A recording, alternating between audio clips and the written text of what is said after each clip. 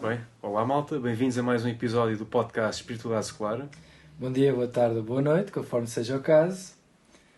Hoje o nosso convidado é o Dr. Pedro Choi, muito conhecido aqui em Portugal, relacionado com a medicina tradicional chinesa.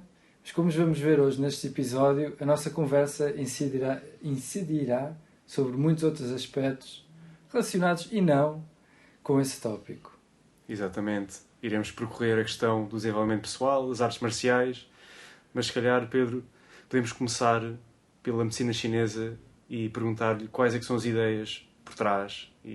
Com certeza, antes de mais, obrigado João, obrigado Francisco por me convidarem para o vosso podcast e a todos lá em casa, como diz o Francisco, bom dia, boa tarde ou boa noite, em função da altura que nos estiverem a ver.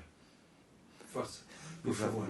Exato. Podíamos começar por perceber quais é que são as ideias fundamentais por trás da medicina tradicional chinesa e quais é que são as diferenças em relação, por exemplo, à medicina ocidental. Podíamos, se calhar, começar por esse ponto. Eu considero-me bem situado para falar dessa diferença, até porque conheço as duas. Eu comecei por estudar medicina convencional e mudei para a medicina chinesa. E, portanto, conheço bastante bem as duas, conheço bastante bem o processo científico e também bastante bem o processo oriental. Eu costumo dizer que a grande diferença entre a medicina chinesa e a medicina ocidental é a grande diferença entre o Ocidente e o Oriente. Porque, na prática, aquilo que caracteriza a medicina chinesa como sendo diferente do Ocidente é a cultura. Ou seja, é a diferença entre a cultura oriental e a cultura ocidental. No sentido em que a medicina chinesa nasce numa altura em que não havia ciência, nasce há mais de 4.000 anos. Existem registros de evidência da medicina chinesa datados de pelo menos 2.200 anos, há 2.200 anos, portanto há 200 anos antes de Cristo. Pensa-se que se perdeu aquilo que havia em termos escritos para trás, é normal, é muito tempo, 2.200 anos é muito tempo, não é? E já aparece num grau muito elevado. Mas a diferença é a diferença entre as culturas. A China já foi a civilização mais desenvolvida e foi durante muitos anos. A China fez primeiro aquelas descobertas muito importantes. Até hoje, quando alguém quer dizer que se descobriu alguma coisa muito importante, ainda usa o termo, parece que se descobriu a pólvora. E a pólvora foi descoberta pelos chineses e usada na Europa, foi descoberta pelos chineses antes de Cristo e começou a ser usada na Europa a partir do século XII ou XIII. Eu não sou historiador, portanto não posso estar a dizer algum erro. Mas também não é muito importante o preciosismo do momento. Eu conheci uma anedota no sentido que era uma metáfora para a diferença entre a medicina chinesa e a medicina convencional, que era um médico na China, o médico da aldeia na China, se a aldeia toda estiver saudável, o médico é celebrado, e ninguém estiver doente, o médico é celebrado.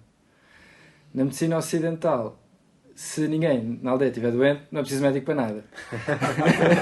Sim, esse provérbio eu já o conhecia com pequenas diferenças. Então, E de facto, na China dizia-se na antiguidade, havia a verdadeira noção de médico de família. Ou seja, era um médico que desde raiz tratava toda a família e que acompanhava as pessoas que nasciam até ele falecer ou a pessoa falecer e a família toda no seu todo, e o trabalho dele é manter as pessoas de boa saúde. A medicina chinesa é sobretudo preventiva. E supostamente na antiguidade esse médico, quando a pessoa estava doente, trabalhava pro bono, não recebia dinheiro. Ele recebia pelas consultas e pelos tratamentos enquanto eles estavam de boa saúde. Boa saúde evidentemente, para a idade e para as condições com que as pessoas nasceram e viviam. Portanto, o trabalho dele era manter as pessoas de boa saúde. Ainda hoje isso é assim numa medicina chinesa de boa qualidade. O objetivo, mesmo quando eu vejo as pessoas vêm ter comigo, maioritariamente porque estão doentes. Algumas vêm ter comigo para terem boa saúde. Mas são a minoria.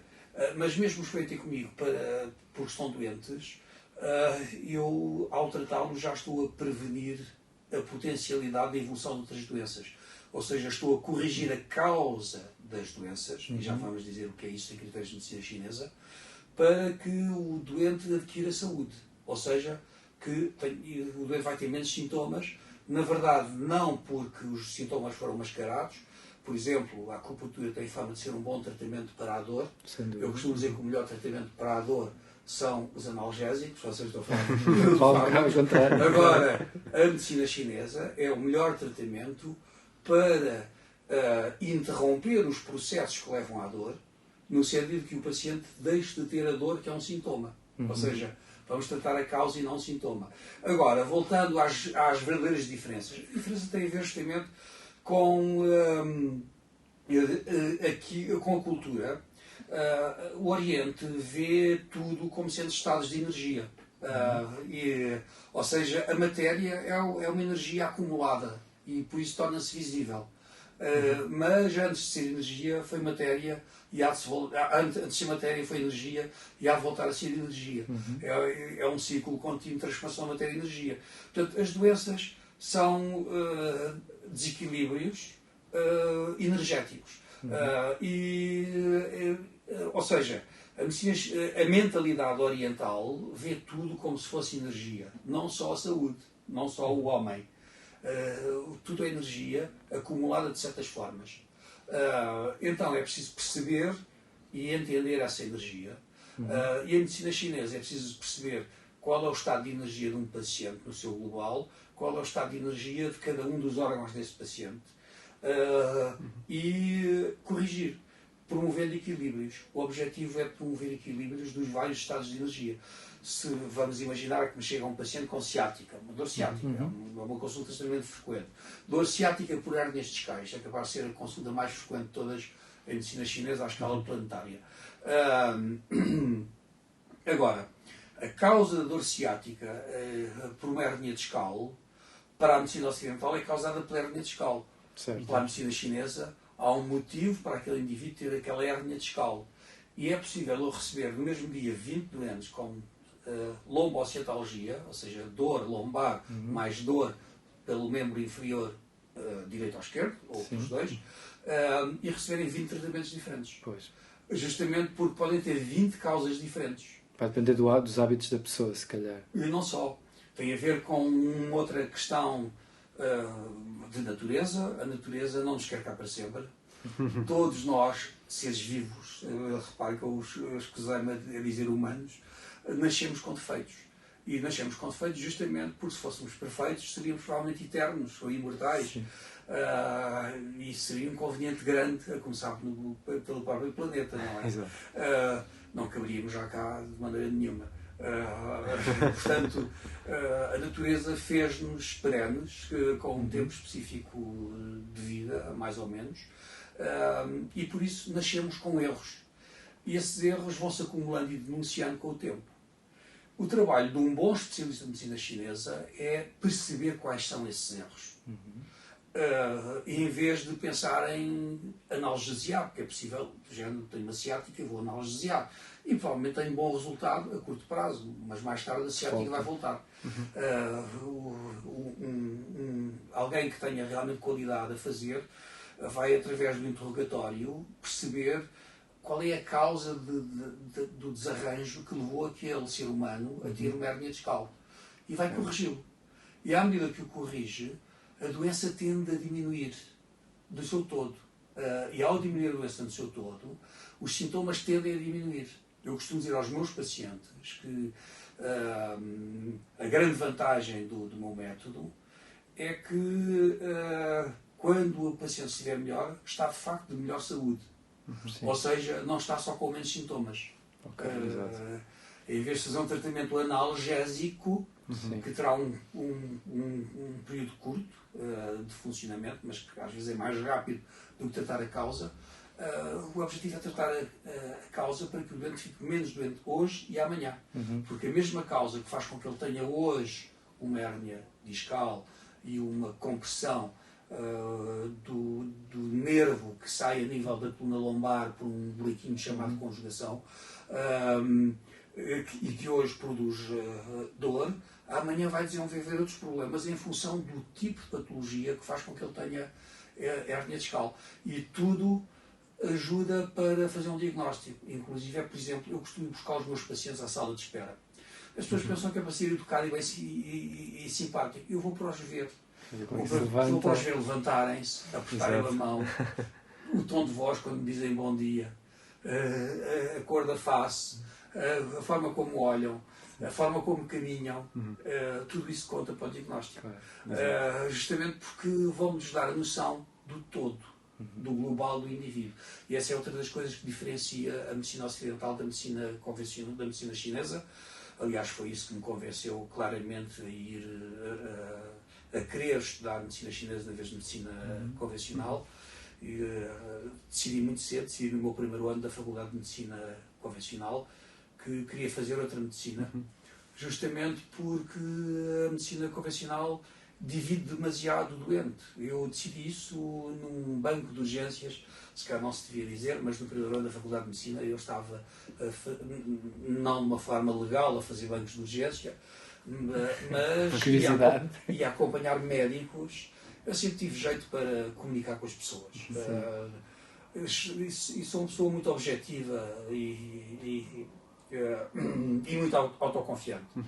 Eu cheguei a Coimbra, a primeira coisa que eu fiz foi tratar de conhecer recém-licenciados em Medicina. Posso dizer-vos que na primeira semana em Coimbra, eu já estava, não a fazer bancos de urgência, mas já estava nos bancos de urgência a assistir acompanhado por médicos de quem me tornei amigo e que pedi para me levarem para o banco de urgências. E já estava a ver tratar pessoas em primeiro grau. Isto com uma semana é bastante precoce. E logo muito cedo eu percebi que os seres humanos eram tratados como uma máquina avariada, para quem contava apenas reparar uma parte. E daquela fase estava a ver de uma forma mais marcada.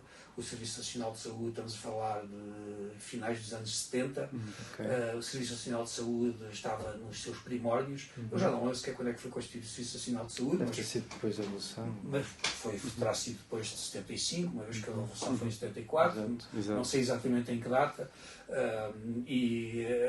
mas estavam nos seus primórdios e havia poucos médicos, ainda hoje já, mas na altura provavelmente era pior, poucos médicos para a quantidade de doentes, os médicos não tinham tempo sequer para fazer as coisas bem feitas, e depois também não havia o espírito de fazer a coisa bem feita. Havia o espírito de achar a peça avariada e repará-la, ou substituí-la, se fosse possível, não é? Mas repará-la ou substituir a peça avariada, então estou a pôr tudo isto entre aspas, como é evidente, e sem se ligar muito ao resto do ser humano, a começar pela parte mental. Lembro-me, por exemplo, do episódio que me chocou, justamente na primeira semana do curso em Coimbra, num hospital, e atenção, o procedimento foi o procedimento certo. Era um homem que tinha tido um acidente de motociclo, trazia um capacete aberto e fraturou os ossos todos, vou dizer todos, uma expressão, não os contei, mas tinha a cara, parecia uma abóbora, no sentido em que a parte de baixo inflamou e a parte de cima, pronto, ficou um aspecto como as abóboras têm uma coisa ao meio e depois aquelas abóboras que são divididas ao meio. Mas o problema não tinha nada a ver com isso. O que o levou ao hospital foi que ele foi algaleado. E por algália, para quem nos está a ouvir e que não seja de saúde, é aquele tubinho que se põe pela uretra para uma pessoa poder urinar quando está no hospital, poder urinar para um saco estando deitado. Houve um azar, a algália partiu e a bexiga dele estava a encher de uma forma descomunal. Já não sei há quanto tempo ele não urinava, mas teve que se fazer, não sei se hoje em dia há outros métodos, isto foi há mais de 40 anos, não é? E teve que se fazer um buraco direto do abdômen para a bexiga. E a anestesia foi, agarra daí. Claro, um deles fui eu, agarrar no braço e espetar à bruta um catéter metálico pelo abdômen até chegar à bexiga. Como o homem gritou que nem nos almado, aquilo era tortura. Ou seja, falta ali a parte emocional, psicológica, porque não dar-lhe um anestésico ou injetar-lhe. Eu sei, isto é um instante, dura 2 segundos, o homem aguenta. Já está. Bom, também posso dizer, era um miúdo para todos os efeitos, era muito novo, etc. Mas fez-me pensar muito na noção do global, do homem como um todo. que a parte mental para mim era tão importante quanto a parte física. E claro que ele resolveu pelo homem, passou a ter por onde urinar, ficou com uma espécie de alegália na prática, era um catéter colocado naquele sítio por onde a urina saía, até poderem resolver o resto do problema. Mas era só um exemplo entre muitos que eu poderia citar, mas não vale a pena, que de certa forma me fizeram perceber que aquela não era a medicina que eu queria para mim. Eu queria praticar uma medicina mais humana, uma medicina que visse o homem no todo. Por outro lado, eu sou meio chinês, meio português. Fui educado pela minha mãe, não por culpa do meu pai. O meu pai era militar, houve uma guerra colonial e o meu pai passou a maioria da minha adolescência nessa guerra.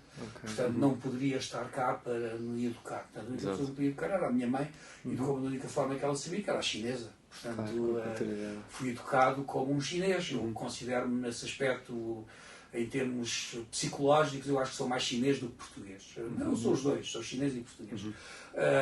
E a minha mãe sempre nos fez alguma medicina chinesa, algumas mesinhas com ervas e acupuntura, ponho-me para aspas outra vez, que era pegar, por exemplo, com uma colher e fazer pressão em certos pontos de acupuntura para aliviar a febre, para aliviar as dores, para aliviar outras coisas. E sem dúvida isso ficou-me na alma, só que na altura não havia na Europa onde estudar medicina chinesa. Acabei por conseguir a posteriori. Bom, mas ainda voltando, a principal diferença entre a medicina chinesa e a medicina ocidental é uma questão cultural. É a cultura ocidental científica, que é uma cultura analítica, ou seja, analisa com detalhe, eu vou usar a palavra detalhe de propósito, e por isso tem necessidade de dividir tudo em partes para compreender. É o significado da palavra análise, dividir em partes. Então eles vão dividindo até à menor partícula para depois entenderem. Exato. E o Oriente vê tudo como um global, como um todo. E ao ver esse todo como um global, como um todo, não consegue também ser tão analítico, é mais analógico, vê as coisas todas interligadas. Isso advém até da própria escrita. A escrita chinesa é dita ideográfica, ou seja, porque é a grafia das ideias. A maior parte dos europeus não tem essa noção, mas a língua escrita chinesa é uma outra língua, não é a mesma língua falada. Eles não escrevem sons, escrevem ideias. Vocês podem não saber falar chinês e saber ler chinês. Vocês podem ler chinês diretamente em português, se aprenderem o significado dos ideogramas. Portanto, ou seja, porque representa uma ideia. Porquê é que eu estou a falar disto? Porque um ideograma acaba por... é uma imagem e faz com que a leitura seja circular. É mais um filme. Em vez de ser uma leitura analítica sequencial, que acontece na nossa leitura. Eu peço desculpa, fiz da direita para a esquerda, que é uma chinesa, da esquerda para a direita. Ok, é uma leitura sequencial. E no Ocidente escreve-se os sons, no Oriente escreve-se a ideia. O símbolo significa uma ideia. Então isso cria, de certa forma, essa forma de educação per si induz uma forma diferente de ver o mundo, o que é normal. E eu passo a vida a explicar o Ocidente ao Oriente e o Oriente ao Ocidente. Está no limiar. Eu fui 12 anos vice-presidente da Federação Mundial de Medicina Chinesa e eles escolhiam-me para reuniões extremamente importantes de escala mundial, justamente porque eu conseguia fazer a ponte entre o Ocidente e o Oriente. Porque se fosse um chinês eu não conseguia compreender o que é que estava na cabeça dos ocidentais. Sim. E se fosse um ocidental não conseguia compreender o que estava na cabeça dos chineses. E então eles pediam-me a mim para dirigir reuniões a esse nível, porque eu compreendia os dois lados e conseguia fazer a síntese. Eu lembro de um episódio muito engraçado, numa dessas reuniões em Pequim, havia uma discordância e os principais discordantes eram franceses. E então estavam a fazer um burburinho muito grande e as pessoas não conseguiam avançar na reunião.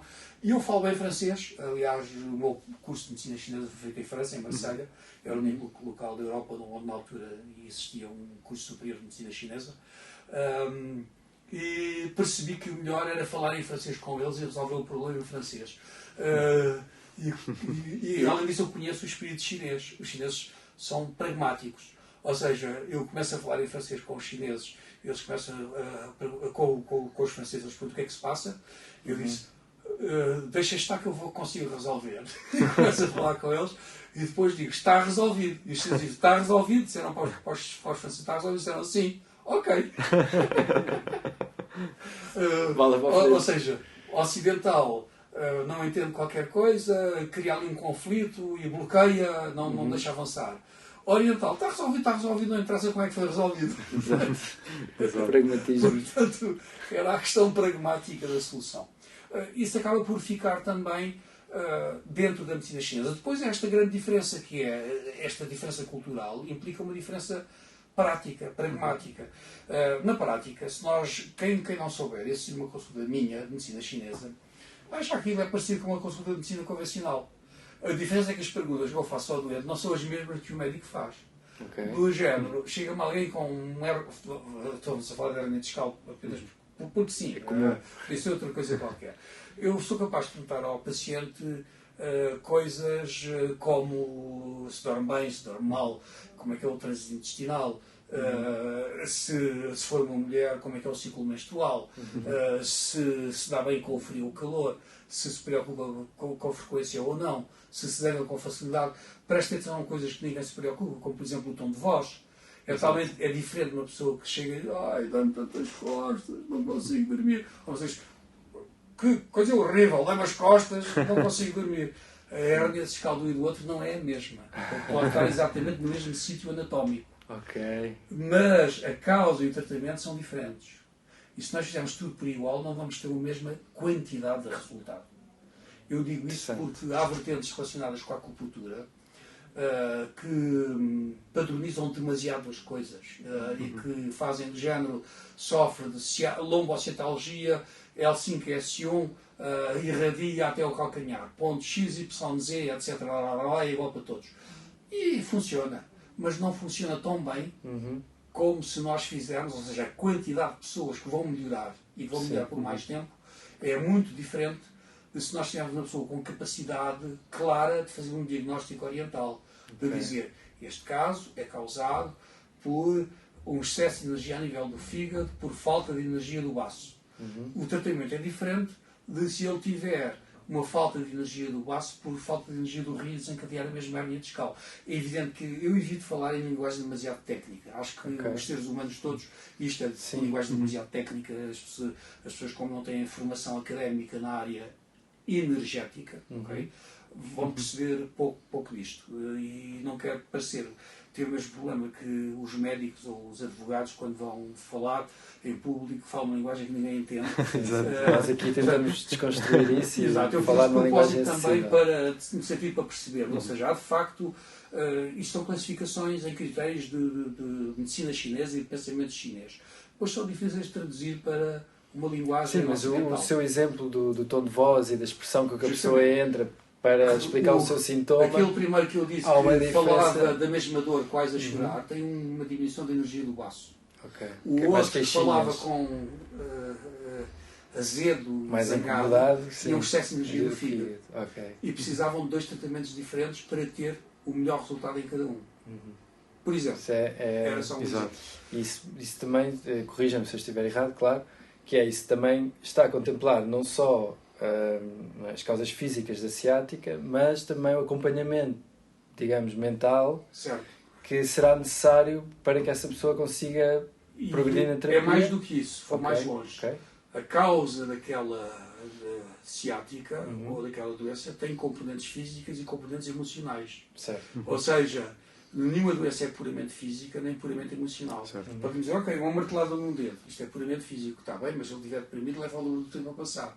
Não está igual. E se estiver super feliz, passa muito mais depressa. É verdade. E contudo, tem uma martelada num dedo, que é uma coisa extremamente física. Sim, mas o sistema imunitário da pessoa é que pode não estar. Da mesma forma que uma pessoa diz, ok, eu caí e fiz uma fratura da vértebra D9, por exemplo. E para um ortopedista, pronto, foi aquele sítio que bateu no sítio mais agudo, etc. Ou, por exemplo, na chinesa, a vértebra D9 era mais frágil do que as outras. E tem que haver um motivo energético para isso. E nós devemos encontrar esse motivo energético. o organismo cede pelo elo mais fraco, em tudo no seu global. É por isso que, perante o stress, um é atingido no coração, outro no cérebro, outro no estômago, outro no intestino, outro no sangue. Cada um de nós vai reagir de forma diferente ao mesmo stress. É por isso que 100 pessoas sujeitas ao mesmo motivo altamente indutor de stress, 10 desenvolvem síndrome do stress pós-traumático, alguns muito grave, outros moderado, e 90 passam pelo problema. Tem a ver com a forma como somos constituídos interiormente, e essas diferenças depois vão manifestar-se não só no mental, mas também no orgânico. E é isso que um bom serviço de medicina chinesa tem que conseguir fazer. Conseguir fazer a diferença, conseguir fazer um diagnóstico mais correto do estado energético de cada indivíduo, e essa alteração do estado energético de cada indivíduo vai revelar desse indivíduo uma globalidade. E quando eu digo globalidade, estou a falar da sua saúde física e emocional, e também da sua própria personalidade. A personalidade é também altamente influenciada pela forma como nós somos construídos energeticamente. Exato. Não sei se consegui responder. Não, respondeu muito bem. Muito aí há um tema central que eu acho que é muito importante, porque qualquer sistema terapêutico tem que ter em mente precisamente isso, que é que o corpo funciona como um todo. Eu atualmente investigo a asma, e muita gente acha que a asma é uma doença respiratória, puramente uma doença respiratória, mas é muito mais do que isso. Muito mais. É uma interação entre várias partes e vários sistemas. Até podemos tentar explicar isso cientificamente, que eu sei que vocês dois têm uma relação com a ciência.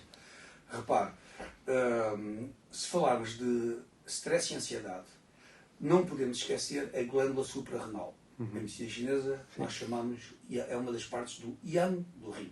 A energia divide-se, sobretudo, em duas partes principais. Há muitas leis que classificam a energia, mas as mais conhecidas do Ocidente é yin-yang, os dois polos opostos. Suprarrenal faz parte do yang do rim, não é só o yang do rim, mas faz parte do yang do rim. Stress e ansiedade promovem uma produção excessiva de adrenalina e de cortisol.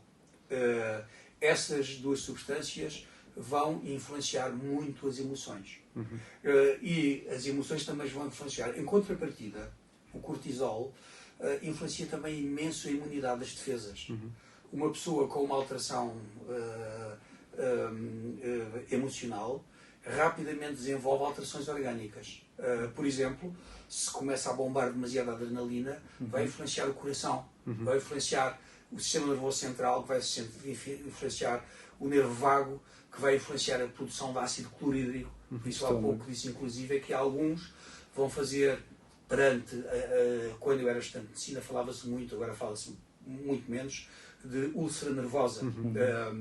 Que era nada mais, nada menos do que o stress a fazer com que o vago fabricasse demasiado, estimulado, fabricasse demasiado ácido clorídrico. Esse nervo vago também promove broncoconstrição. Um dos ramos do vago chama-se pneumogástrico, justamente porque pneumo vai para o pulmão e gástrico vai para o estômago, vai para o tubo digestivo. Portanto, até cientificamente hoje se consegue demonstrar a relação entre o mental e o orgânico. Sim, cada vez mais há esse movimento na ciência de tentar... Sem dúvida. Para o Oriente foi sempre indissociável.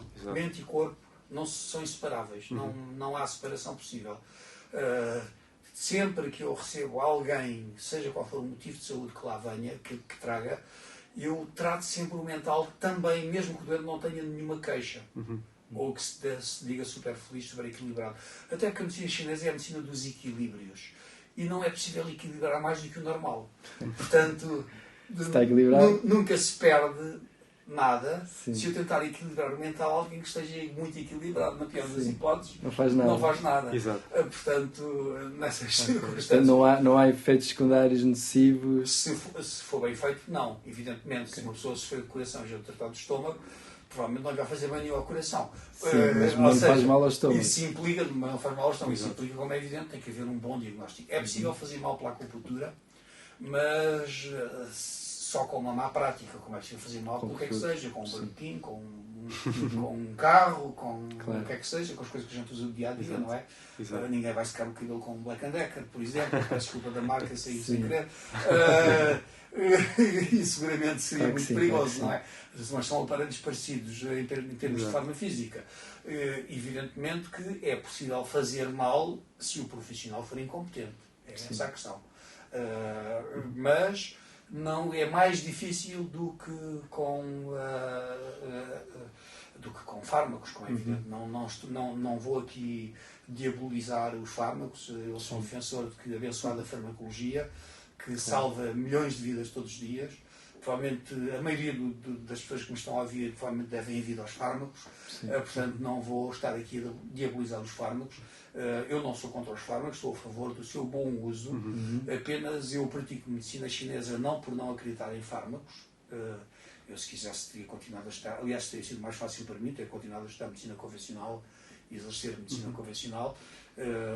Eu quis um outro tipo de medicina, mas não tenho nada contra a medicina convencional. Eu vou à medicina convencional tratar-me quando preciso.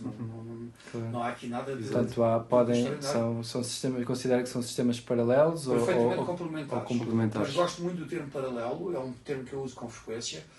São duas linhas paralelas, são duas linhas que caminham no mesmo sentido, na mesma direção, nunca se cruzam.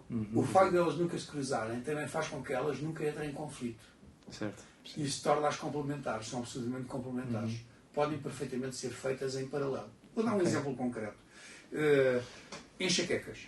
Enxaquecas é um tipo de patologia que nós curamos com frequência. Ou seja, em que o paciente deixa de ter sintomas maioritariamente para o resto da vida.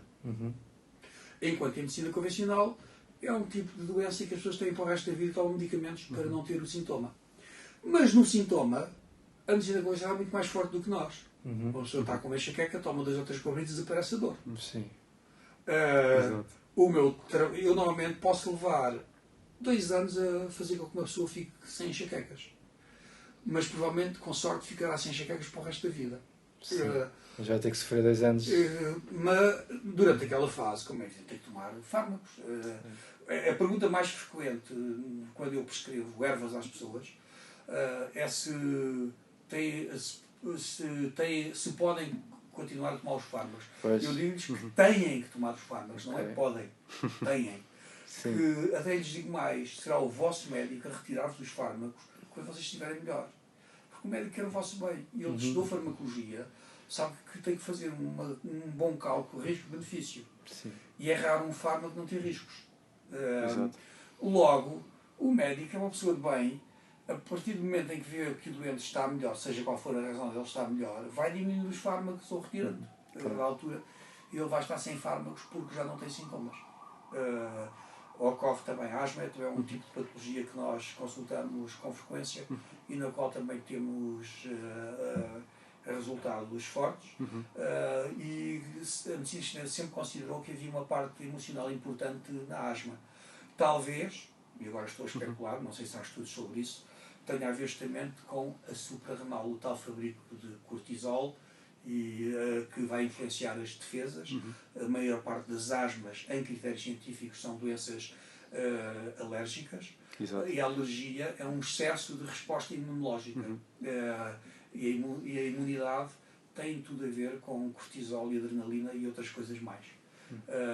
E quantos seres humanos não adquirem doenças relacionadas com a falta de defesas na sequência de estados emocionais debilitados, tais como a depressão. Sim, exatamente. Isso está bem caracterizado. Sim, já existem alguns estudos no sentido de tentar perceber qual é que é a direção, por exemplo, entre a relação da ansiedade com a asma.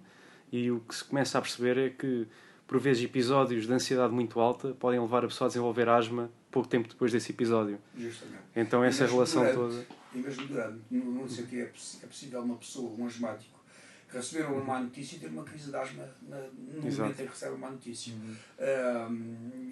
E isso, justamente, é a prova clara da relação mente-espírito. Mas eu acho que nós não precisamos de provas da relação mente-espírito. Eu penso que os seres humanos têm essa noção. Uma pessoa pode morrer de uma má notícia. Uma notícia emocional. Exato. Percebeu o que eu estou a dizer? Exato. E pode morrer de momento de desgosto, que leva um certo tempo, ou instantaneamente com um infarto do miocárdio. É perfeitamente conhecido que uma pessoa, que há seres humanos que morreram por receber uma má notícia, e morreram às vezes instantaneamente com um infarto do miocárdio. Outras vezes aos poucos, de debilidade.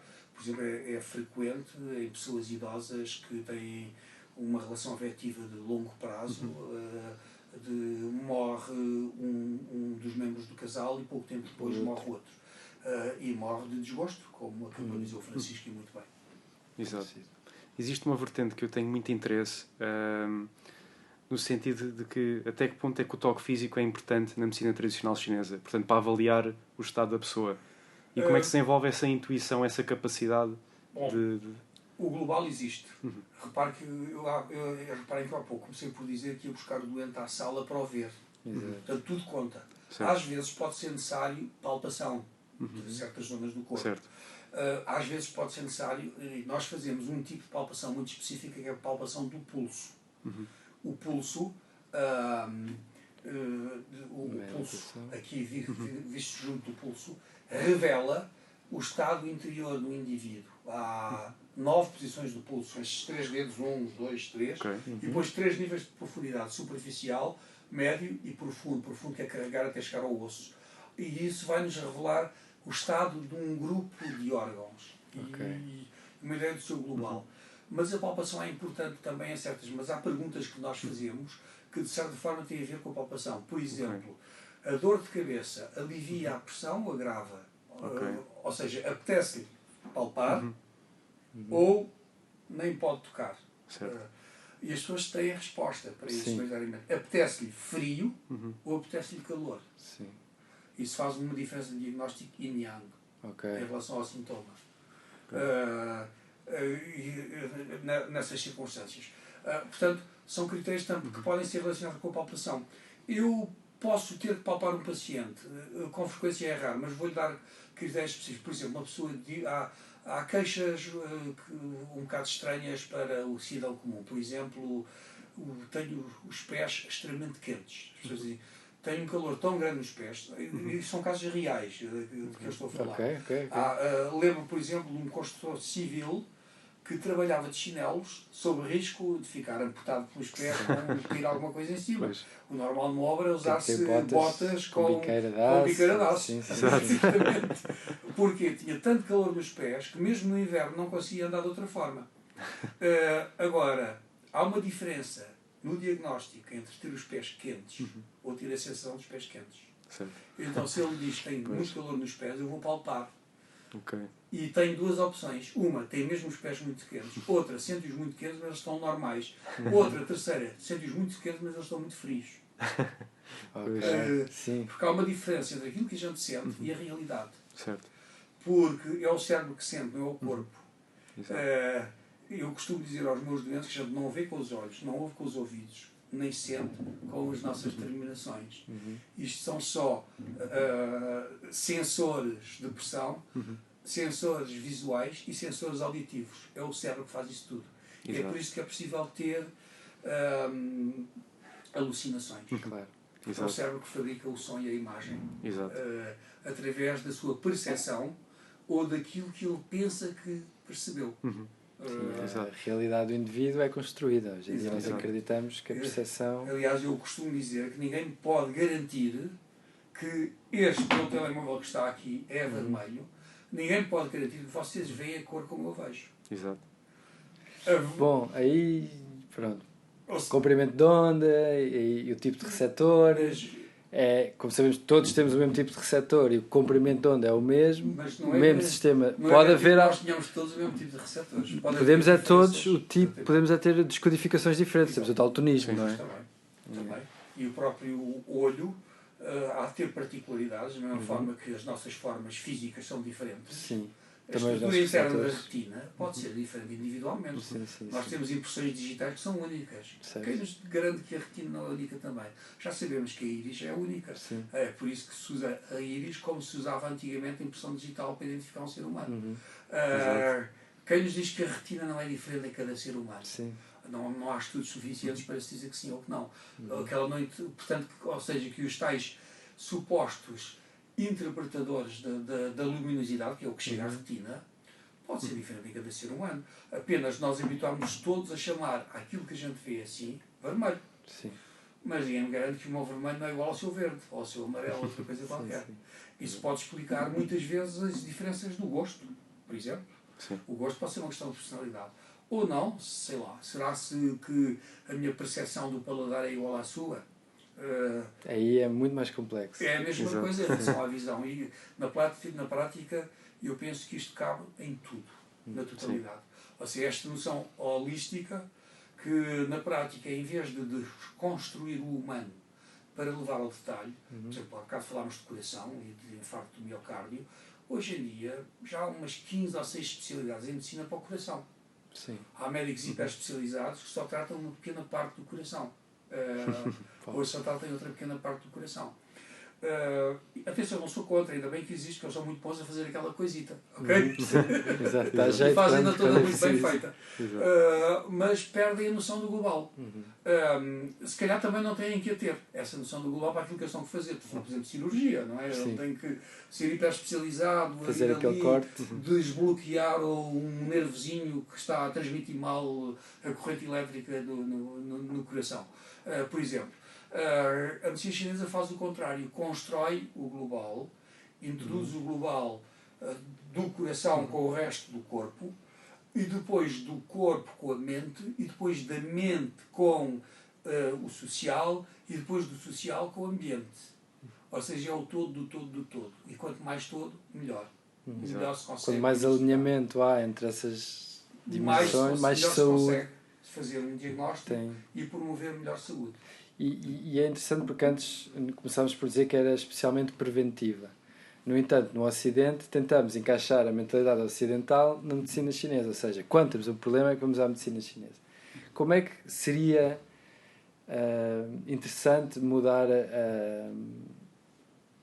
se calhar a atitude das pessoas para procurarem mais prevenção? Não é? Porque eu penso que esse e aqui vamos fazer um bocadinho uma mudança de tópico. Sim. Que é que as pessoas procuram através da prática de exercício físico, passeios na natureza. E eu estou 100% de acordo e receio. E portanto, Exato. nós aqui sabemos que o Pedro também é especialista de artes marciais. Eu comecei a praticar artes marciais aos 5 anos de idade. Sim. E fiz várias, a minha mais importante é o Karatê. Mas eu fiz sempre 2 em simultâneo. Agora estou só a fazer Karatê, mas além do Karatê fiz Judo, Jiu-Jitsu, Aikido, Iaido, Kendo, e a última que fiz foi Muay Thai, já com 50 anos. Fiz 3 anos de Muay Thai. E agora estou a fazer só Karatê. Aliás, aquele saco que eu trago ali é o meu kimono, porque daqui vai treinar. Não treino. E Como é que... até a esse nível eu também defendo, mais uma vez, que as pessoas devem pensar de uma forma global. Eu, como passei por muitas artes marciais, percebi que a esmagadora maioria das pessoas que fazem artes marciais acreditam que a deles é a melhor do mundo. Sim. Feliz. Eu, no meu tempo, não havia MMA, hoje há. O MMA teve uma virtude, que foi... acabou com esse mito. No sentido que as pessoas começaram a perceber que pode haver lutadores melhores, mas não há uma arte marcial melhor que as outras. Elas são todas eficazes na condição de serem praticadas de uma forma para aquilo que elas foram... eficaz, como é evidente. E depois haverá indivíduos que poderão ser melhores lutadores do que outros. Eu peço desculpa, Francisco, eu acho que me perdi na pergunta. Sim, a pergunta era, portanto, a é prevenção da saúde prevenção, e que, por exemplo, para mim, as artes marciais têm um grande papel nessa manutenção do bem-estar físico, emocional e mental como um todo. Porque é de facto o que eu considero uma prática holística. Francisco, vou mais longe ainda. As artes marciais têm um papel muito importante na promoção de saúde. De saúde física. Sim. Só se procurar no YouTube Pedro Choi Karatê, escolham um vídeo e provavelmente aparecerá uma entrevista de uma jovem a quem foi receitada nas minhas clínicas de artes marciais por sofrer de asma. Pois. Vou procurar para pormos o vídeo depois nos comentários para as pessoas poderem ver. Eu uma vez, num programa de televisão que me convidaram para falar desse tema, eu levei uma pessoa a quem foi recitado karatê. Hoje a senhora é karateca, já é assim de preto. Já foi há muitos anos que ela começou a fazer, mas ela foi fazer karatê para tratar a asma. E o testemunho dela é como conseguiu curar a alergia que tinha, e a receita foi karatê. Ou seja, não sei se estão a ver o que eu estou a querer dizer. E lá voltamos nós à questão. A prática de artes marciais, as práticas de yoga e de algumas outras técnicas orientais e até mesmo algumas ocidentais fazem uma aquisição de uma energia que os indianos chamaram prana, que os chineses chamaram chi, que os coreanos e japoneses chamaram chi, e que justamente se direciona para o rim. Nós acumulamos no rim. Acumulamos numa zona que os chineses chamam Tan Tien, que para os indianos é um chakra, é o segundo chakra, que para os japoneses se chama Hara, é daí que vem a palavra Harakiri, abrir o Hara, que é aquela técnica de suicídio, seppuku, japonesa. Essa energia vai para os rins. Ainda há pouco, quando eu falei de rim e suprarrenal, que para a medicina chinesa é um só órgão. Suprarrenal constitui uma das partes do yang do rim. E também referi que cientificamente já se sabia que a suprarrenal fabrica adrenalina e cortisol. Mas além disso fabrica uma carrada de substâncias enormes que influenciam a saúde toda. Algumas, para não ser demasiado técnico, mas renina, angiotensina, o próprio nome indica que interfere na pressão arterial. E tem um papel muito importante na regulação das hormonas e das hormonas sexuais. Portanto, tem um papel importante numa quantidade enorme de circunstâncias para o nosso organismo. Exato. E só por aí, e há bocado estávamos a falar de personalidade e doenças emocionais. A maior parte das pessoas ansiosas tem uma má gestão biológica do seu próprio organismo, da produção de pelo menos cortisol e adrenalina, que são fabricadas por essa parte do rim. Em critérios de pensamento oriental, a prática de artes marciais e a prática de yoga, tai chi chuan, qigong, faz com que nós consigamos adquirir essa energia. Essa energia é adquirida de várias formas. Primeiro, o tipo de movimento promove um efeito de antena. E vocês dizem, este homem é maluco, está a falar de antenas. Eu sou do tempo em que as antenas eram físicas, não havia TV cabo e as coisas não vinham do cabo. Sou do tempo em que quando avariava uma antena a gente ia segurar no sítio e depois rodávamos até a captar, captar a imagem de forma certa. E depois tinha que ficar naquela posição para funcionar. Certos movimentos que nós fazemos nas artes marciais ou na yoga ou noutras práticas, algumas ocidentais, fazem uma aquisição desse tipo de energia que as pessoas sabem, que as pessoas não saibam. Isso promove saúde. E promove saúde. Eu tenho 63 anos, a maior parte das pessoas, aliás, estou a passar uma fase difícil com isso, que os meus pacientes às vezes pensam que eu não sou eu, porque como eu sou conhecido há muitos anos atrás, acham que eu tenho que parecer muito mais velho do que sou. Está igual aos vídeos há 20 anos. Alguns perguntam se eu sou o Pedro Choi filho ou pai. Eu tenho que explicar que Pedro Choi não há filho. Eu, por acaso, tenho 2 filhos homens, mas nenhum se chama Pedro. E nenhum dos meus filhos exerce medicina chinesa. E alguns chegam lá fora e dizem, mas eu não fui consultado pelo Dr. Pedro Choi, fui consultado por um rapaz alto de cabelo de rabo de cavalo. Assim um bocado zangado. Sim, ficaram, não era bem isso. Depois tenho que lhe explicar que não, é mesmo. É mesmo o Pedro Choi que o consultou. Não foi outra pessoa. Quem marcar para mim será sempre recebido por mim. Não há nenhum tipo de confusão possível e imaginária. Portanto, isto veio a propósito de que eu acho que devo o meu aspecto mais jovem a ser fisiologicamente mais jovem do que a minha idade biológica. E devo isso às minhas práticas de medicina chinesa e às minhas práticas de artes marciais e de yoga. Sem dúvida, eu considero-me biologicamente mais jovem ou fisiologicamente mais jovem que a minha idade biológica. E isso... Cronológica, portanto, a sua idade, os seus anos... Biológica é o seu estado do seu organismo, é mais novo do que a sua idade cronológica. Ok, só para clarificar. Para clarificar, sempre. E isso advém justamente desse tipo de práticas das artes. Eu também fui mestre de yoga, neste momento já não sou, e penso que tudo isso influenciou muito a minha saúde física e mental. E que penso que tenho uma saúde física e mental em média superior à dos outros humanos, excepto a parte das lesões físicas, porque na minha altura eu pertenço à primeira geração de competidores de Karatê. Okay. Como é que o Karatê entra na sua vida, então? Bom, eu comecei por fazer Kung Fu aos 5 anos de idade, com a comunidade chinesa. Estamos a falar de 1965, portanto, as artes marciais não eram de todo conhecidas em Portugal. Okay. E nós praticávamos isso um bocado às escondidas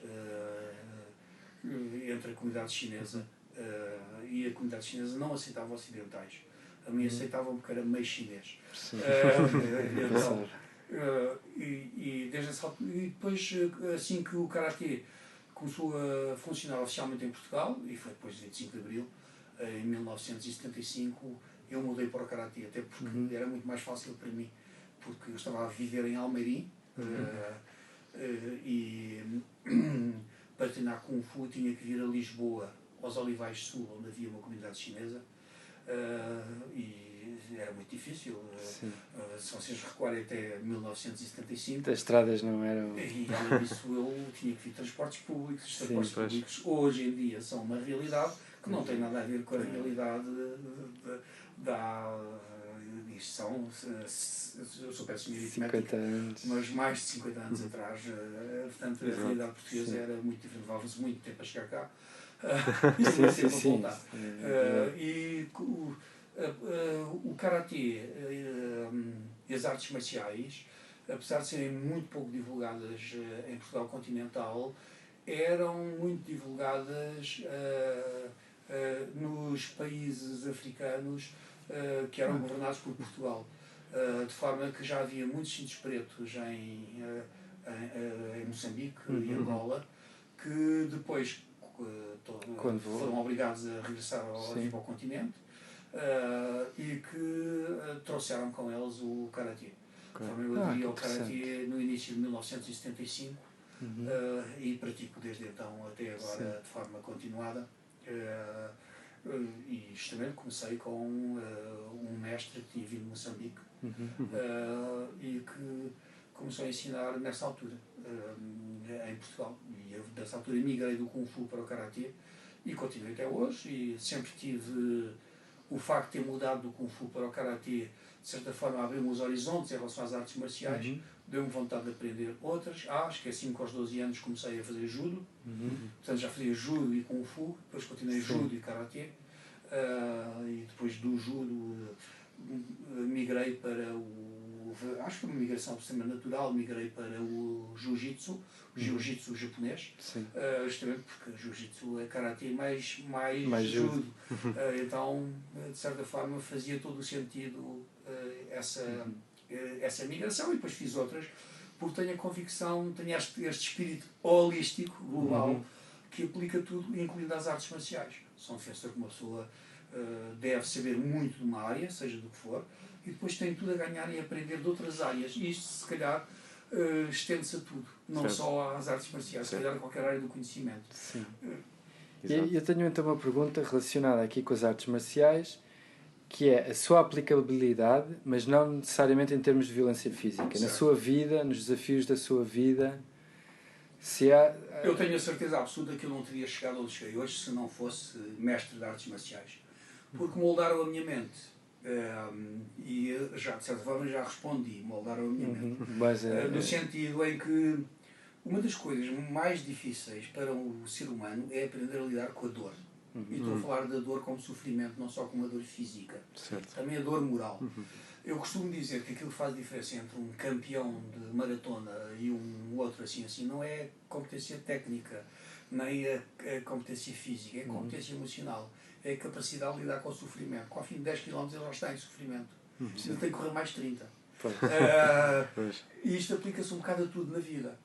Os seres humanos têm capacidades de sofrer muito para além daquilo que eles imaginam.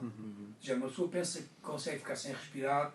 Vamos dar um exemplo. Vamos imaginar aqui uma história. A gente pega numa pessoa e diz-lhe: senta-te debaixo de água dentro de uma piscina. Põe uns pesos em cima, mas ele pode tirar os pesos quando quiser. Nas primeiros 2 minutos já saiu. Mas se vocês o obrigarem a ficar lá 5 minutos, ele não morre nem respira. Exato. Ou seja, ele aguenta muito mais do que o que pensa. Sim. As artes marciais ensinam-nos isso. Portanto, a perseverança ou... É a resiliência, a capacidade de resistir à dor e ao sofrimento, a capacidade de combater, mesmo que se tenha um membro partido. Ou seja, a capacidade de não desistir, de lutar. Isso é uma coisa que as artes marciais nos ensinam muito.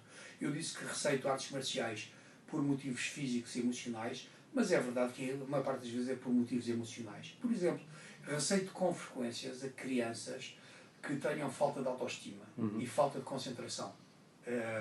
Porque, claramente, aumenta a concentração, porque uma pessoa não deve concentrar, não consegue fazer. E nós adquirimos as competências que treinarmos, sejam as quais forem. Do género, se uma pessoa puser um braço ao peito, 2 semanas ficou mais magro que o outro. Se em 2 semanas, só com esse braço, levantar pesos, fica mais grosso que o outro. Exato. Adaptação. Treinada, adaptação.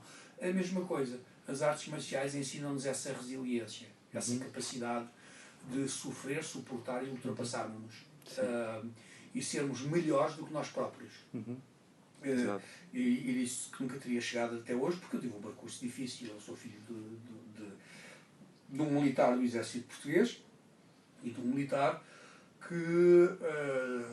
de baixa patente. Daquelas pessoas, Portugal já foi um país muito pobre. Eu conheci Portugal ainda como um país muito pobre.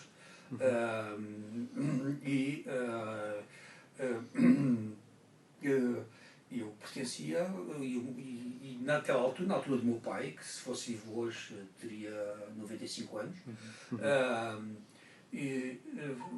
no tempo do meu pai, muita gente era voluntário para ser militar, para ter, como eles diziam, casa, roupa lavada e comida, que era garantida. E além disso ainda recebia algum dinheiro.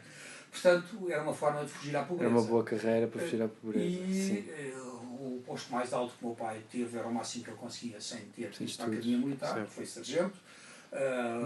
E, como vocês imaginam, um sargento tem um salário equiparável a um professor do ensino secundário ou do ensino primário. E, como é evidente, um professor do ensino primário não tem condições económicas para pôr 4 filhos a estudar na universidade. Exato. Um filho na faculdade. Sim, porque era só o pai. Era só o meu pai que trabalhava. A minha mãe fazia. Trabalhava em casa. O meu pai tinha salário. A minha mãe trabalhava a tomar conta de 4 filhos com condições paupérrimas.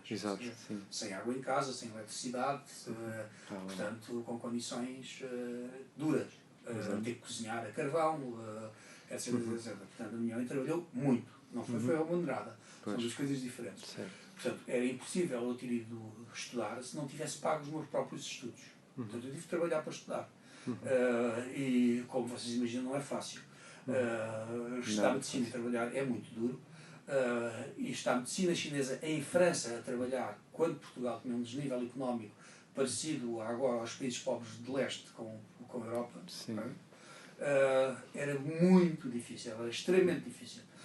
Durante uns anos até como jornalista se lembra de me perguntar acerca do meu passado, porque eu falei isso, não tenho nem vergonha, nem razão para dizer, nem para não dizer.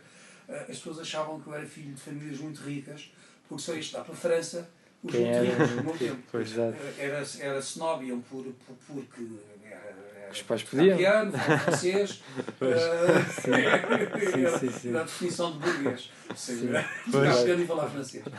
Então ia-se estudar para a França porque era chique. Eu fui estudar porque era o único sítio da Europa onde se podia estudar medicina chinesa. Então teve que trabalhar em França durante esses anos. Não era proibido trabalhar em França naquela altura. É que até nesse aspecto tive azar, porque foi na fase em que os imigrantes portugueses foram bem-vindos até uma certa altura. Depois foram proibidos. Eu, para atravessar a fronteira francesa, tinha que mostrar um jovem a chegar de moto à França, que era como eu ia para lá, numa moto de 125 centímetros cúbicos, ok? Uma Honda 125. Da fronteira tinha que mostrar dinheiro suficiente para o tempo que eu dizia que ia lá ficar, dinheiro físico, senão não me deixavam entrar. E levava cartões dos professores da Universidade de Marselha que me davam aulas e que me conheciam, para a polícia poder ligar aos professores a perguntar se eu era mesmo estudante. Se não ia para lá trabalhar, ou seja, tinha que ganhar o dinheiro de outras formas, ok? Cá em Portugal, para poder conseguir estudar em França. Foi de facto muito, muito duro. Bom, uma das coisas onde eu de facto as artes marciais ajudaram a ganhar a minha vida. Eu comecei a fazer trabalhos normais, como servente pedreiro, e não tenho nada contra, mas percebi que os trabalhos intelectuais davam mais dinheiro do que ser servente pedreiro. Percebi que tinha mais valia. Na prática, havia pouca gente naquela altura que soubesse tanto artes marciais quanto eu, o que é normal, porque eu aos 5 anos de idade, e as artes marciais chegaram a Portugal muito mais tarde. Tornei-me mestre de Karatê, e isso foi suficiente para ganhar dinheiro para estudar em Coimbra. Não era suficiente para ganhar dinheiro em França, para estudar em França. Aliás, o meu primeiro ano em França foi um bocado sofrido, no sentido em que no verão dormia na rua pelo menos 5 dias por semana. Estou falando do Banco do Jardim. Ia 2 dias por semana em dias diferentes à pousada da juventude, okay? Porque é um hostel do Estado, okay? Com camaradas, para poder tomar banho, para poder fazer a minha higiene, para cozinhar arroz, que comia a semana inteira. Só arroz? Arroz com fiambre e queijo. Era do que eu comia todas as refeições.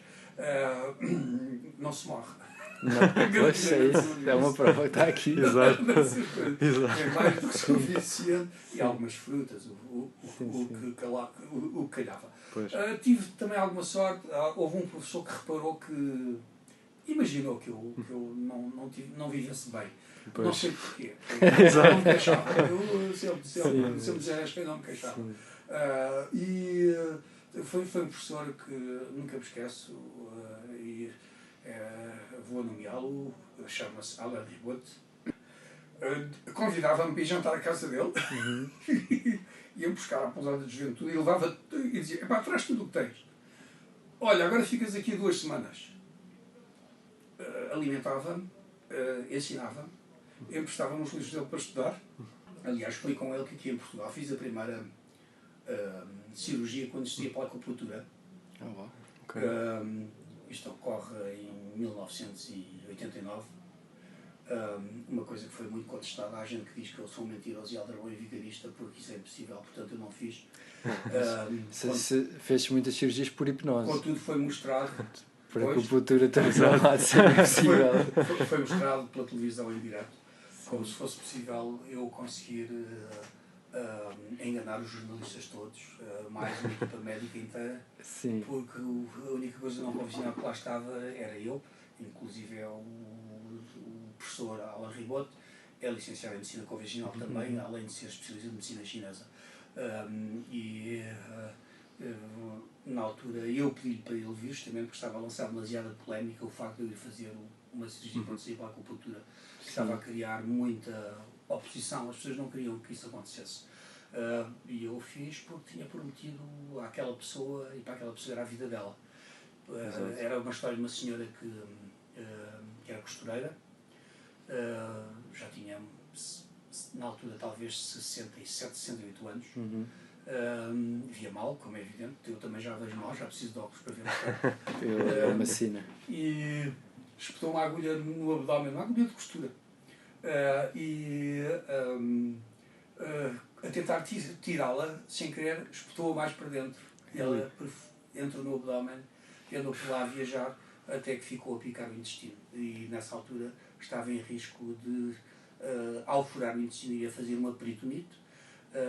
E iria falecer de forma extremamente dolorosa, isto porque ela não podia receber anestesia convencional à época. Não sei se talvez anestesia até agora, provavelmente já está melhorado muito. Podem haver novos fármacos. Como disse, isto foi em 1989 e para a época era impossível ela receber anestesia. Ela já tinha feito cirurgia e quase tinha falecido da anestesia, tinha sido dito para não voltar a fazer.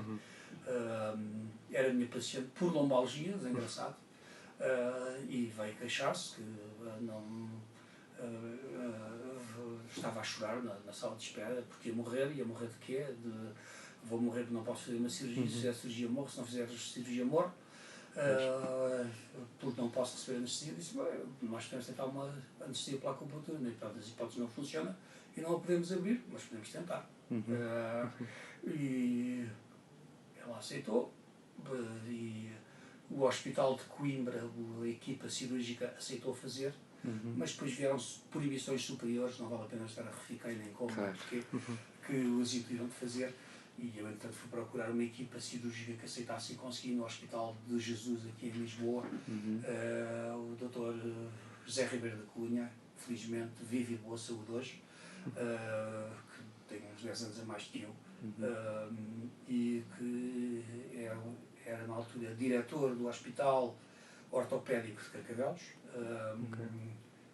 hoje está reformado, e reparem que é um cirurgião ortopedista. Fez uma cirurgia abdominal. Nada convencional também. Exato. E ele fez, porque era uma cirurgia, era ir procurar uma agulha onde ela estava.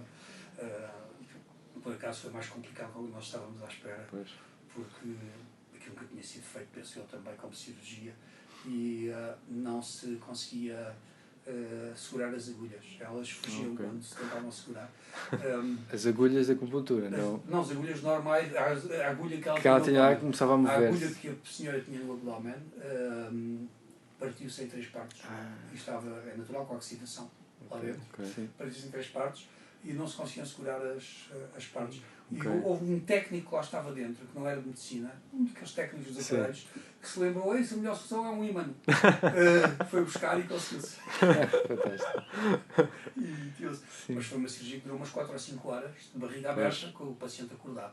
Sim, anestesiado por acupuntura. Atenção, eu vou corrigir a palavra, porque depois há os super científicos que são contra o uso errado da palavra. O verdadeiro termo será analgesia. Se a gente disser isto, ninguém percebe, não é? Porque as pessoas estão a dizer que substituiu a professora não tomou. Ou seja, e na altura não havia este nível de anestesias tão colares que existem hoje.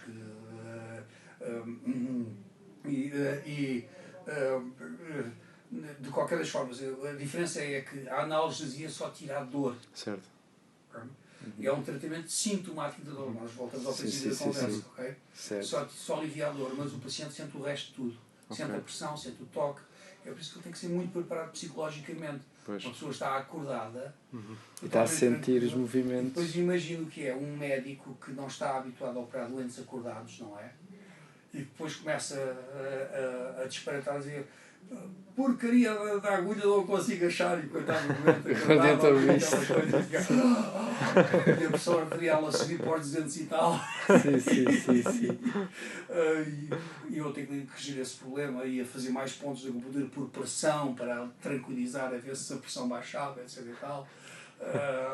Enfim, foi ali uma experiência, mas a verdade é que eu fiz, justamente, apesar da pressão enorme para eu não fazer, porque aquilo que eu tinha prometido à senhora era a vida dela, por todos os efeitos. E achei que tinha a obrigação ética de cumprir aquilo com que eu me tinha comprometido. Eu sou uma pessoa com uma importância extrema à honra. Isso, se calhar, veio do meu lado chinês mais do meu lado português, que o meu pai era um homem que dava uma importância enorme à palavra e à honra. Aquilo que uma pessoa, primeiro, à verdade, à palavra e à honra. São princípios também que nas artes marciais originais são altamente vinculativos e que são intransponíveis. A honra vale mais do que a vida. É por isso que um japonês faz seppuku ou harakiri. Quando perde a honra. Quando perde a honra. Exato. É uma questão de honra. A honra vale mais do que a vida. E para mim a minha honra vale mais do que a minha vida. Exato. Muito tradicional, de facto. Exato. Na questão da acupuntura, por exemplo, fala-se muito do seu uso para gestão de dor crónica ou para lesões, mas, por exemplo, para questões emocionais, a pessoa sofre de ansiedade ou depressão, também existe algum uso da acupuntura para essas questões? Aliás, é uma consulta extremamente frequente para mim. Eu penso que se falarmos que tipo de... As pessoas às vezes perguntam o que é que a medicina chinesa trata. E é uma pergunta difícil de responder. Eu costumo responder qual é o tipo de consultas que são mais frequentes comigo. Okay. O número é, sem dúvida nenhuma, qualquer coisa relacionada com a dor. Há uma multiplicidade enorme de patologias que produzem dor. E, maioritariamente, vêm parar à medicina chinesa. Mas a segunda causa mais frequente são perturbações emocionais. Sobretudo depressão, mas também ansiedade, fobias, medos. Sobretudo aquelas fobias muito graves. Pessoas, por exemplo, que não conseguem conduzir por medo. Pessoas que não conseguem atravessar uma ponte, que não conseguem entrar no elevador. O caso mais grave que já vi foi uma pessoa que não conseguia sair de casa. O máximo, estou a falar de fobia. Tinha tantas fobias juntas que uma delas era a sensação de insegurança grave se não estivesse no seu próprio espaço, a ponto que o máximo que essa pessoa conseguia fazer era deitar-se no corredor com um pé dentro de casa, exercício que fazia de vez em quando para ter um pouquinho mais de liberdade de sentir que saía um pouquinho. Para termos uma noção, de facto, é uma consulta extremamente frequente. Alterações emocionais,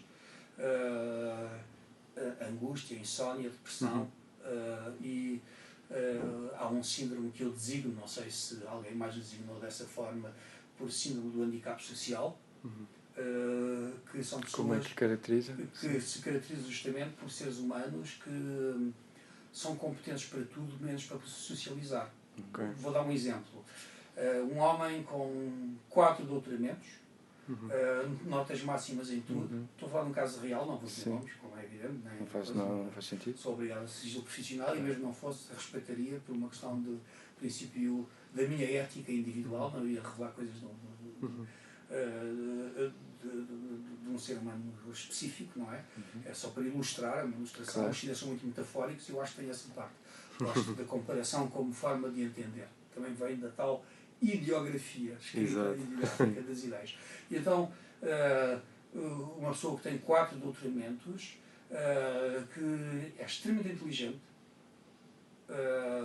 escreve com uma qualidade extrema, etc., mas depois tem dificuldades no trabalho, nunca namorou, nunca se aproximou de uma mulher, justamente porque tem uma fobia que o inibe, e que o inibe socialmente. Eu designei-lhe por síndrome do handicap social e estou a escrever sobre isso. Tenho intenção de publicar. Não sei se alguém o designou esta patologia dessa forma ou de outra forma qualquer. Mas não é um caso único. Eu vi vários casos assim, de pessoas que são bem-sucedidas nos estudos, na escolaridade, no trabalho, se fizerem um trabalho isolado e que não tenham que comunicar com as pessoas. Por exemplo, não consegue ser um advogado, porque tem que receber pacientes e depois que ir à barra do tribunal. Okay? Mas consegue fazer um trabalho intelectual, se for um trabalho intelectual, por exemplo, de excelentes investigadores. Investigadores científicos, por exemplo. É um trabalho que ele faz isolado, sozinho, e que não é obrigado a conviver com os outros, ou tem um tipo de convívio minimalista. Há uma inibição na relação do contato com terceiros. E lembro-me de ter tratado vários casos assim, e uma das receitas é Karate. A pessoa que eu estou a pensar tais coisas, hoje é mestre de Karate, porque eu receitei Karate como Sim, fantástico. Pois que era esse elemento das artes marciais que não falámos, que é o aspecto comunitário, da comunidade. Que existe aquela união, não é? Todos estão a partilhar portanto, aquelas provas de resiliência, e isso tem um valor extremo, o elemento social da natureza humana. Além disso, é a autoconfiança. Porque na prática essas pessoas, apesar de serem muito competentes, a inibição de comunicar com terceiros, por exemplo, a nível amoroso, é a falta de autoconfiança. Como a pessoa tem tanto medo da rejeição que não arrisca sequer ser rejeitado. Sim. Por falta de autoconfiança. E quando o mais importante não é ser rejeitado, é ser rejeitado e continuar. Ou seja, o mais importante não é não cair, é cair e levantar-se. Exatamente. É a mesma coisa transmitida nesse sentido. O velho ditado que é o bonequinho japonês do Daruma, né? Cair 7 vezes é levantar 8, a vida começa agora. É isso mesmo. A gente cai, levanta-se e ponto final. Agora, imagina uma pessoa tem tanto medo de cair que não anda. Exato. E esta metáfora é extrapolada, neste caso, para o contexto social, nesse sentido. E as artes marciais, nesse sentido, também têm uma coisa positiva para esse tipo de pessoas, porque apesar de haver um espírito comunitário, pode ser praticada de uma forma individual. Ou seja, certo. A pessoa está ali, de certa forma, no meio de toda a gente, mas também pode estar sozinho se quiser. Certo. Até que a dada altura a autoconfiança começa a crescer. Atenção, para a medicina, a autoconfiança é uma falta de energia no ringue. Okay. A falta de autoconfiança. Vou contar outro episódio engraçado. Depois de... eu, durante uns anos, fui o clínico da Associação Portuguesa de Karatê Shokai. Okay. E fui nesse estatuto ao Campeonato do Mundo de Karatê. Eu sou péssimo em aritmética e números, mas penso que terá sido 96 ou 97, não tenho a certeza. Fiz aos competidores portugueses acupuntura e fitoterapia chinesa, entre outras coisas, para lhes aumentar a coragem. Há 2 pontos de acupuntura que os chineses designam por pontos dos guerreiros. E era uma acupuntura que era feita às tropas de elite. Como é evidente, eles são corajosos. Sim, já são corajosos. O objetivo é pô-los super corajosos, extremamente corajosos, mais ainda, o máximo possível. E eu colei sementes de mostarda em 2 pontos de acupuntura na orelha de todos os competidores portugueses. E disse-lhes, olha, se alguém vos perguntar o que é, isto foi na África do Sul. Digo-lhes que os portugueses são supersticiosos, isto é para dar sorte, é um amuleto da sorte. Então não estava dentro da regulação. Os portugueses ganharam tudo o que havia para ganhar. Nunca ganharam tanto. Foram campeões do mundo em masculinos e femininos, em individuais, em equipas, em tudo. Ganharam tudo. No final toda a gente quis saber o que era o amuleto da sorte português. Obrigaram-me a revelar o segredo. E eu expliquei-lhes o que era. Expliquei-lhes que é medicina chinesa e são 2 pontos de acupuntura que se destinam a aumentar a coragem para cumprir tarefas difíceis, aos quais forem. Eu faço para as pessoas emagrecerem, para deixarem de fumar, para abandonar as drogas, para ultrapassar outro tipo de problemas, aumentar a coragem, nesse sentido. Então isso na orelha, é isso? Há pontos que fazem o mesmo efeito noutros sítios do corpo. Okay. Eu ali escolhi na orelha e escolhi, em vez de agulhas, uma semente de mostarda. Não vão um pontapé na orelha, na orelha e rasgar a orelha com a agulha, ou rasgar o pé ao outro. Não? Portanto, seria inadequado. Porque há uma coisa que não dissemos ainda e que é interessante dizer, é que o que faz o efeito não é a agulha, o que faz o efeito é o ponto. E hoje em dia, lá voltamos nós a tentar colocar um pouquinho, eu defendo que devemos, sem cair no excesso de fazer um diagnóstico ocidental e aplicar pontos de acupuntura, mas que devemos incorporar o conhecimento moderno na prática da medicina chinesa. Eu costumo dizer que quem escreveu os antigos tratados de acupuntura, alguns têm mais de 2000 anos, se vivesse hoje, escrevia uma coisa muito diferente daquilo que escreveu. Naturalmente. Portanto, o meu trabalho é interpretar, com o conhecimento moderno atual, incluindo o científico, pôr. Este tinha um objetivo, acho que ia falar de suprarrenal ou de qualquer coisa parecida, e de medo e suprarrenal e qualquer coisa dessa natureza. Sim. Provavelmente era isso que eu perdi-me no que queria dizer, qual era um objetivo na comunicação. Estava a falar de nervos por causa de nervos. Exato. Justamente. A acupuntura é nada mais, nada menos, e alguns dos meus colegas mais tradicionais vão ficar muito zangados com o que eu vou dizer, okay? É nada mais, nada menos do que terminações nervosas. Okay. E os meridianos são zonas de inervação principais. Só quando a acupuntura nasceu, ninguém sabia o que era um nervo, nem uma terminação nervosa. Provavelmente aquilo a que os chineses chamam de chi são eletrões. Estou a especular. Okay? O que é que passa dentro de um nervo? Eletrões. Energia elétrica. Okay? Nós, quando fazemos acupuntura, temos uma ligeira sensação de choque elétrico no momento em que a agulha é colocada. Alguns pontos de acupuntura dão mais do que outros, mas o que existe é na prática uma troca que nós designamos por elétrica, por energética, e que provavelmente é elétrica.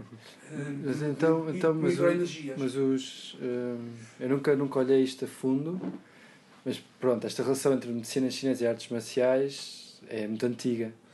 E tanto que um dos manuais mais antigos de Karaté, que é Bubishi, tem uma parte só que é só pontos de pressão, para cura.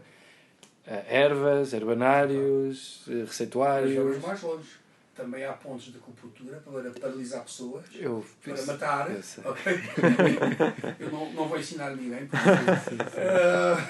Exato, há todo esse outro lado com dos toque. pontos. Ou seja, na prática, o que faz o efeito é o ponto de acupuntura, não é a agulha. A agulha é apenas um instrumento mais preciso e melhor para estimular aquele ponto. Se não houver mais nada, um dedo faz alguma coisa. Okay? Há bocado falámos no semente de mostarda, nem me lembrei que nem tinha falado dessa questão. Ou seja, o que está em causa, o que faz o efeito é o ponto. Sim. A agulha é, de todos os meios, o melhor para estimular o ponto. Quando não é possível usar a agulha, pode ser substituído. Por exemplo, eu substituo nas crianças por raio laser. É o melhor substituto da agulha. E substituo nos adultos que forem fóbicos às agulhas, porque há pessoas com fobias e têm direito à fobia deles, cada um à sua. E se for às agulhas, nós fazemos raio laser na vez de agulhas, porque a acupuntura não dói. Okay? Há quem pensa que a acupuntura não dói, ponto final. Isto é a propósito de que pontos de acupuntura são terminações nervosas. Mas e se os meridianos mapeiam bem com os nervos? Em todos os... Ou seja, os meridianos apanham mais do que um nervo, não só um nervo. Mas os meridianos todos, na maior parte do seu trajeto, passam por trajetos principais. E todos os pontos da acupuntura são terminações nervosas. Se eu pressionar a cada um de vocês 2 pontos de acupuntura, por exemplo, na mão, vocês vão ter uma sensação tipo choque elétrico. Por exemplo, Francisco, presta-me a tua mão. Aqui, este ponto é um ponto tranquilizante.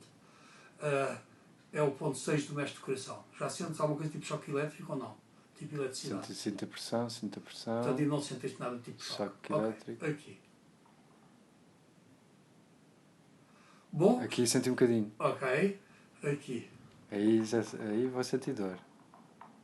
Mas eu quero uma sensação de choque elétrico. Sim ou não? Não. Ainda não. O outro sentiu um choque elétrico. Não tem que ser, porque não se tem que sentir. Mas com frequência sente-se. No segundo senti. E o choque elétrico é porquê? O que é que passa dentro dos nervos? Eletricidade. Agora, o objetivo da acupuntura não é fazer uma sessão de eletricidade. Claro. Na prática, o que acontece é um ato de reflexo. Como os médicos veem os reflexos das pessoas e medem-nos em tempo, por exemplo, batendo no tendão rotuliano. Sim. Ou seja, com um martelinho, batem no tendão rotuliano e o pé salta. Exato. Okay? Leva um X tempo. Esse tempo é o tempo de o cérebro receber a ordem daquele ponto e mandar uma resposta pela medula, que depois vai dizer aos músculos da coxa, superiores da coxa, contrai-te. Certo? Na prática, a acupuntura é isso. É uma quantidade enorme de atos reflexos. Ou seja, a estimulação daquele ponto faz com que o cérebro receba uma espécie de ordem que vai fazer com que o corpo mude o seu comportamento. Okay. Há pontos de acupuntura que podem fazer subir a pressão arterial, pontos de acupuntura que podem baixar a pressão arterial, há pontos de acupuntura que podem aumentar o ritmo cardíaco, há pontos de acupuntura que podem baixar o ritmo cardíaco. Falar de coisas assim simples que tornem mais fácil de entender, para voltarmos à tal teoria de tentar transformar a linguagem numa perspectiva mais simplista, para não começar a falar daqui yin e yang e 5 movimentos, parece uma coisa esotérica, que não tendo nada esotérico, é só a forma normal de comunicação da linguagem metafórica do Oriente. E então isto leva-me à pergunta que eu gostaria de ouvir a sua opinião. Penso que será favorável por tudo o que expôs aqui, mas a este movimento da medicina integrativa que tenta justamente integrar os dois mundos e especialmente na clínica, que começa a haver... Acho muito bem, mas alerto para um risco, que é o risco das pessoas quererem fazer diagnósticos ocidentais e depois fazer tratamentos orientais. Isto é uma coisa de pintar com música.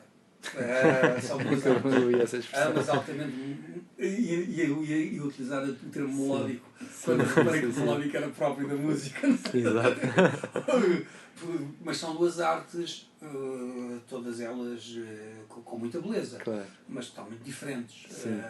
Exato. E acontece que apesar de a medicina chinesa poder parcialmente ter uma explicação científica, é errado fazer um diagnóstico ocidental e uma prática oriental, tal como, por exemplo, quando há pouco falámos de hérnia discal ciática, eu disse que há quem faça os mesmos pontos para toda a gente, desde que seja a vértebra X, L5S1, faz esses pontos todos. E, sem dúvida, funciona, mas funciona muito menos não vai ser do que se fizer um diagnóstico holístico, e funciona em menos pessoas e menor quantidade de resultados. E o inverso, fazer um diagnóstico holístico e aplicar soluções... É perfeitamente possível exercer medicina convencional com um diagnóstico holístico. Ou seja, é perfeitamente possível receber um paciente e tratá-lo com fármacos com um diagnóstico holístico e obter bom resultado também. O que eu estou a querer dizer é que nós não podemos jogar futebol com regras de handball, nem vice-versa. Ou seja, devemos jogar futebol com regras de futebol e handball com regras de handball. Okay? Isso não implica... Agora, eu sou 100% a favor de que cada uma das medicinas integre a outra na medida do possível. Mas o melhor é o trabalho de equipa. Hoje em dia nós estamos a evoluir para um mundo hiper-especializado. Há ponto ainda falei de que há mais de 10 tipos de pessoas que tratam, de médicos que tratam o coração de maneiras diferentes. Okay?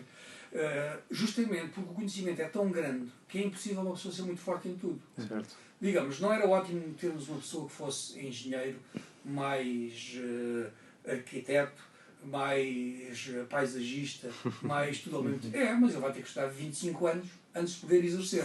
Percebem o que eu estou a dizer?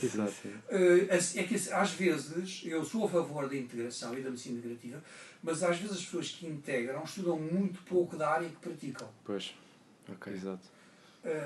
E como estudam muito pouco, e às vezes nem sequer têm noção do pouco que sabem. E a dada altura acabam por não fazer um trabalho bem feito. Evidente que uma pessoa pode ser médico e farmacêutico ao mesmo tempo. Eu, por acaso, até conheço 2 casos. Okay? Sim, que estudaram. Mas uma coisa não substitui a outra.